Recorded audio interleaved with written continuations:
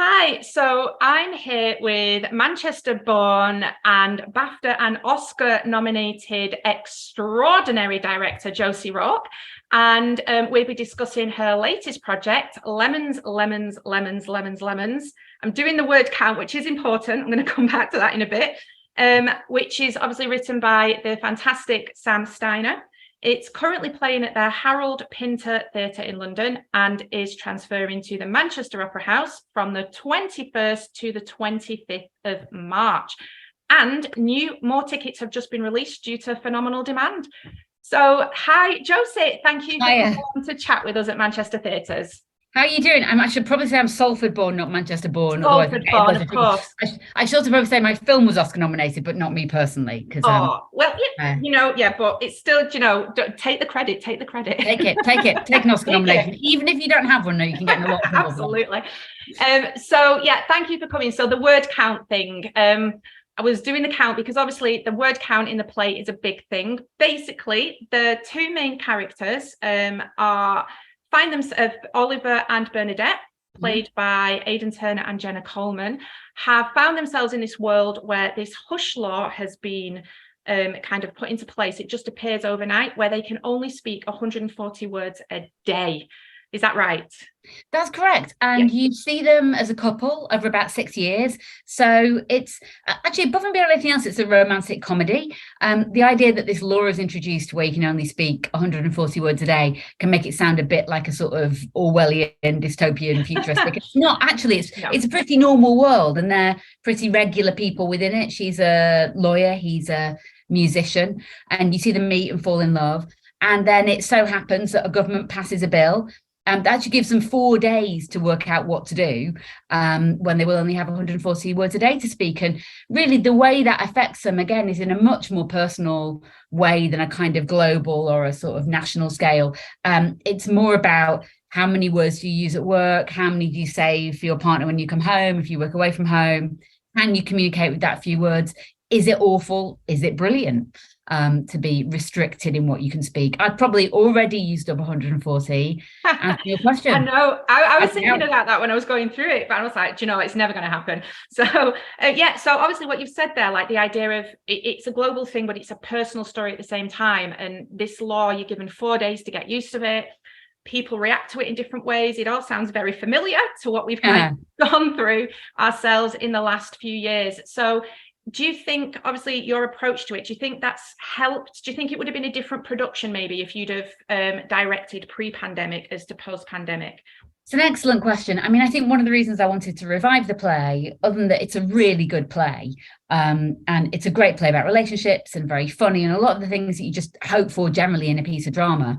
I think it's pandemic adjacent, like it gives you an opportunity to reflect on what happened to all of us when this great force from outside imposed a set of restrictions on our lives. And I think one of the roles of theatre is just to provide some, creative and also collective spaces in which we can reflect on what's happened for the past few years. Yeah, definitely. And they, like over the past few years, these laws as they come in, the characters, Oliver and Bernadette, have very different views of this law. So Oliver is angry and he's trying to fight it, which, like you've just said, I can kind of understand, because it's like, well, how do I ration these words out between work and home and family and what I want to say versus what I need to say? It's a really, really sort of tricky element. So did those kind of conversations obviously come up during the rehearsal process of how if this was real, how it would go? I think that we probably played within the reality of the play and the scenes and tried to work it out for the characters. I mean, it would be so easy, I think, for us to spend 3 days talking about Brexit in terms of living in a household where one person is sort of very against it and one person basically isn't that fussed, until it comes into place and then they develop an opinion about it. So, we could easily have spent a lot of the rehearsal process doing that, but we didn't really. We just tried to work it through these characters, because Sam Steiner, who is a Manchester playwright, actually, he grew up in Disbury, has really just worked in great detail on who these people are. And it does tend to keep coming back to the personal. So the answers that you need as part of the process really are within the characters rather than with other plays, directed plays where it is really helpful to understand a broader political context. It's just the references are enough. He first wrote the play several years ago, but there's a scene in it that's an old scene now where what happens is the law comes in and then people start to campaign for an amendment so that there are certain spaces where the restriction is lifted, and Parliament and courts and police stations get their restrictions lifted, and then immediately Parliament starts to treat it with a degree of abuse and corruption and puts 28 food outlets in the House of Commons, and florists and barbers, and they all just sort of move in there and treat it like a big cruise ship. And of course that immediately makes you think of Partygate, but when Sam wrote it, Partygate hadn't happened. So it's a play that will always have a kind of universal chime or sound to it, I think, because it's a good play. Yeah, it will always fit potentially whatever's going on at the time. Yeah. Sadly, I think there will always be widespread political corruption at any point in our history. Yeah. Yeah, basically. Yeah. And then obviously you've got Bernadette, who, like you say, she's not that fussed until, certain things. But again, she kind of understands some of the merits of it. And whilst I think it would be difficult with a world where words can hurt, they can cut people, they can completely affect people, social media, online trolling, bullying, whether it's at school or workplace, all of those things. For some, the restriction on words would be a blessing.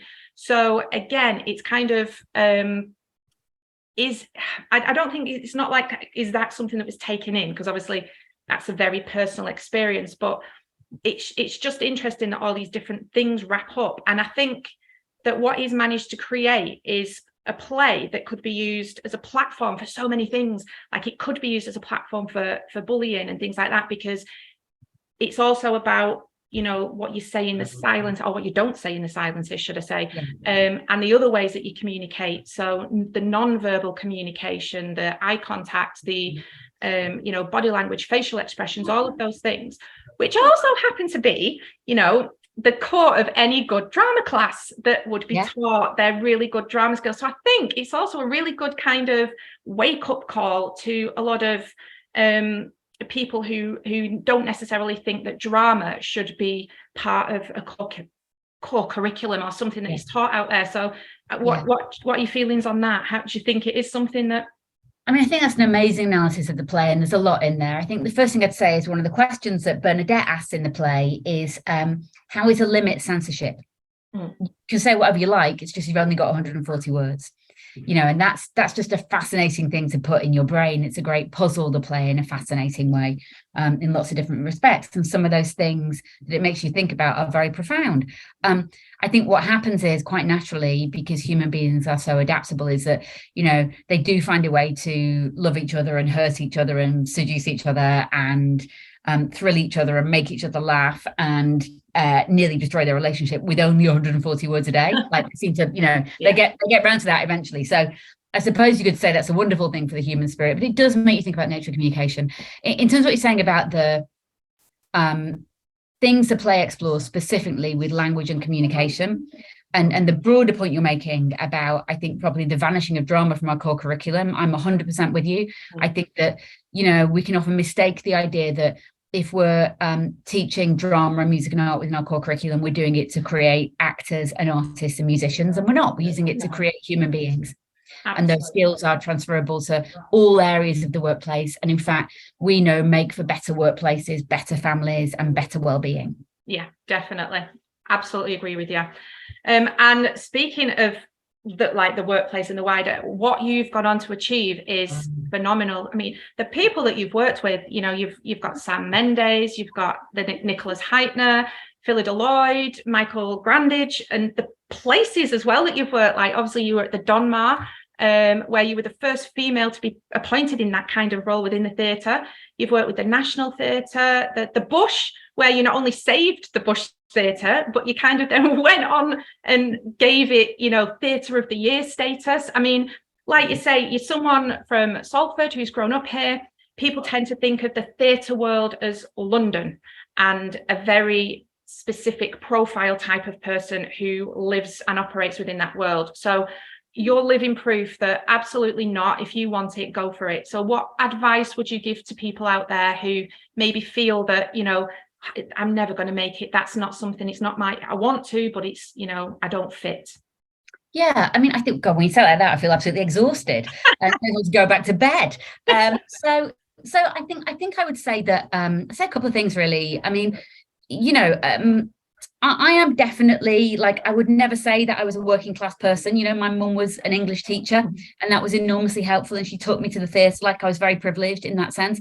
You know, I did go to very good comprehensive Catholic schools in Salford that were excellent and encouraging, and Eccles College of Further Education that was a fantastic start, and it was that college that got me interested in theatre as a practitioner and started me there. So I do think that seeking out opportunities within your school, or creating them if they don't exist, you know, it's not that hard to put on a play. If you've got, mainly what you need is people, and there's always people around, and looking for those drama clubs and programs is really beneficial. I would also say that the theatre is an incredibly inclusive place, that it's a place that is aware of its need to change and become less middle class and upper middle class and privileged and southern and all of those things. You know, I think that actually it's actively seeking at the moment to represent people who are not from London and the Greater London area, and that there is a need for those voices to be heard, not only within the capital, but also up and down the country. So, you know, I'd say that. I'd also say, you know, the most passionate and important people to theatre are theatre goers, and just go, you know. Just go. And if it's not there, make it happen for yourself. Absolutely. Okay. That's how I started out as well, doing that. So yeah. And just before I let you go, I just want to say thank you so much for coming along. We cannot wait for this play. Honestly, I know so many people who were talking about it already. It's got a real buzz to it. So please do come along to the Manchester Opera House between the 21st and the 25th of March. And I'm going to finish with a really bad pun, because if you don't, you're going to be bitter. Oh, that's amazing. That's classic. Thank you so much, Josie. Hope to see you there. Thanks. Bye. Take care. Bye-bye.